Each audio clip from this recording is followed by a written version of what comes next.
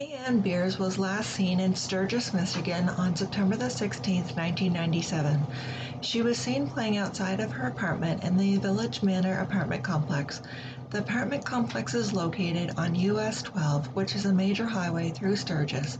Her mother, Tina Stetler, left the apartment at approximately 8:30 p.m. to go and run some errands. Brittney was playing alone on her bicycle at the time her mother left. She had been outside for an hour by that time. About 5 minutes after Tina left, Brittney's half-brother reportedly saw her sitting on a bench that was in front of the residence. Some accounts state Brittney was riding her bicycle along with her brother, but they became separated when he crossed the street. Brittney wasn't allowed to do this. Shortly after this, a witness said he saw Brittney speaking with an unidentified male in a vehicle.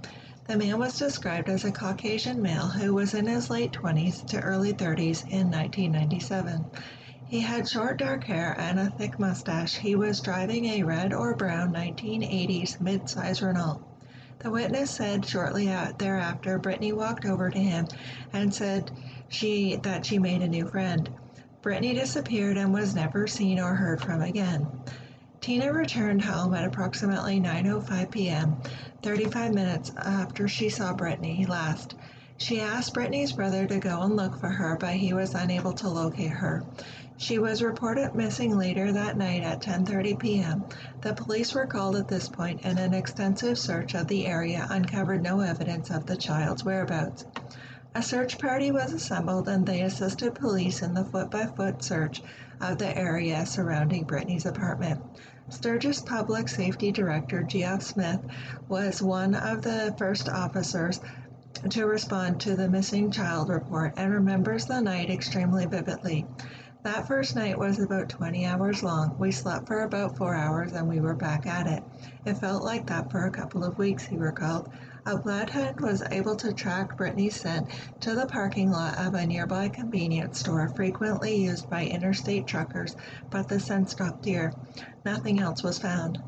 At one point in the investigation, they focused on a 40-area acre where Brittney was known to play that included open fields, railroad tracks, and storage buildings.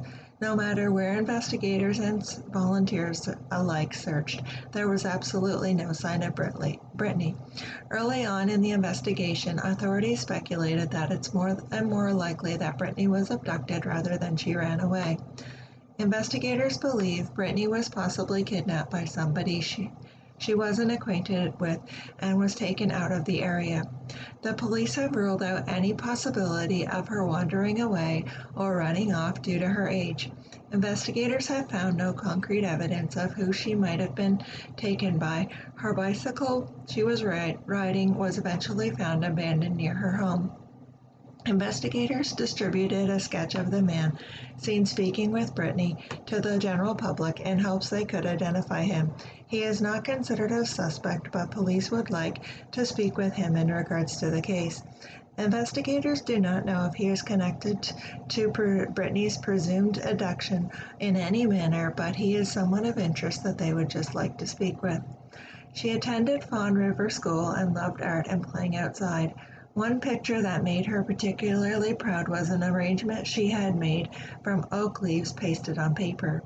Her half-sister, 10-year-old Dixie at the time, described her as being very shy and so scared and skittish about talking to strangers. Like Dixie, she was a tomboy and loved being outdoors.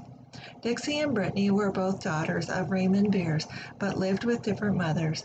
While the sisters were close, they mostly saw each other at the Geraldine playground. I was not allowed to visit Brittney's house, said Dixie. It's a complicated situation. Brittney's mother lived with my dad's brother. Both families lived within a short distance of the playground, and the sisters would meet to play there. After Brittney went missing, rumors began to circulate regarding her family and the children's house life. Brittney was often at times spotted playing outside by herself. She once told a neighbor that her mother would lock her out of the house for being bad. Another neighbor would always see Brittney playing in the sandbox near her own apartment alone. The neighbor would tell Brittney to return home because the sandbox is far away from her apartment. Just a few days after her disappearance, Brittney's uncle, James Allen Beers, was arrested on domestic violence charges that were unrelated to Brittney's case. He lived with Brittney, her mother, and her siblings at the time of her disappearance. Months after Brittney's disappearance in January of 1998, her older brother Joshua Lee Folsom and younger sister Autumn Stelter were both removed from the home due to alleged child abuse by James Allen Beers. Tina was urged to leave him due to the abuse he put her children through, but she refused, and as a result, the children were taken from her care. Tina had dispositional hearings where she was ordered to get a job and to maintain a stable environment in her home for the children to remain in. She would not regain custody unless she left James. Joshua feared him, and he has a history of violence towards children. James was not the only one who allegedly abused the children. Court records indicated that there was alleged abuse from Kevin Folsom. He was the father of Joshua. He was previously convicted of criminal sexual conduct and had been in prison since 1996. The victim in that case was Brittney. She was sexually abused by him when she was just 3 years old. Brittney's abuse came to light when she refused to let her babysitter bathe her one evening. The babysitter questioned Brittney's refusal, and she told her that Folsom had been molesting her. When Folsom was interviewed in August of 1995, he told police he had become aroused while bathing Brittney and touched her. Adam's father was Lonnie Garvey. He passed away in 1996, unfortunately. He was described as a good and devoted father. He was a cook at Herman's Eastside food shop. He was often seen feeding Brittney and her siblings inside the restaurant. A waitress at the restaurant told police it was possible someone abducted Brittney to give her a better life, since she had no stability in her home. The following year, after Brittney's disappearance, Tina had a termination petition hearing in which she volunteered to have her parental rights to Joshua and Autumn taken away. She admitted that she did not have financial accommodations that she needed to take care of her children. Brittney was removed from this petition due to her status as a missing child. If she was found, there would be a depreciated petition that would have taken her away from her mother as well. Tina's father was granted custody of Joshua while her brother and his wife took custody of Autumn. Brittney's disappearance had a heavy impact on the area citizens in the years after it occurred.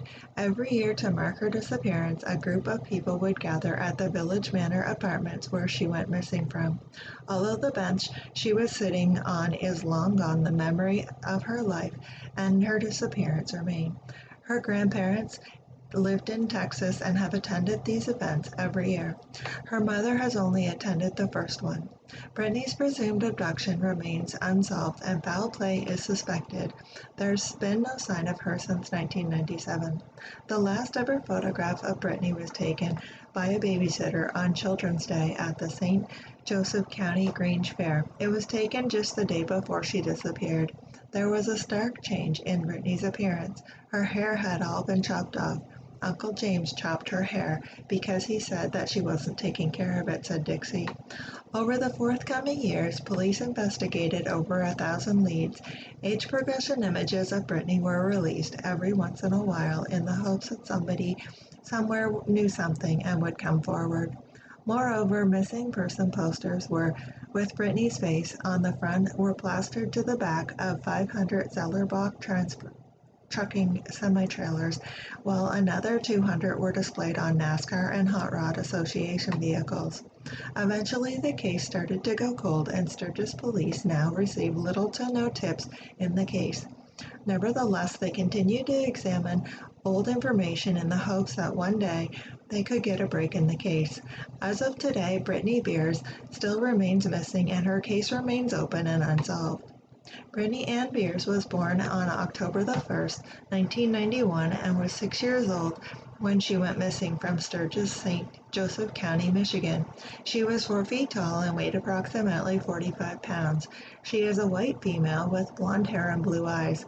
Brittney was missing four of her upper baby teeth on September the 16th, 1997 at the time of her disappearance.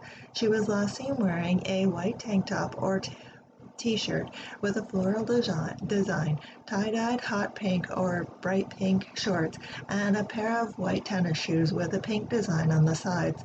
Her shoelaces had a red line going down the center of them. If you have any information regarding this case, please contact the Sturgis Police Department at 1-269-651-3231.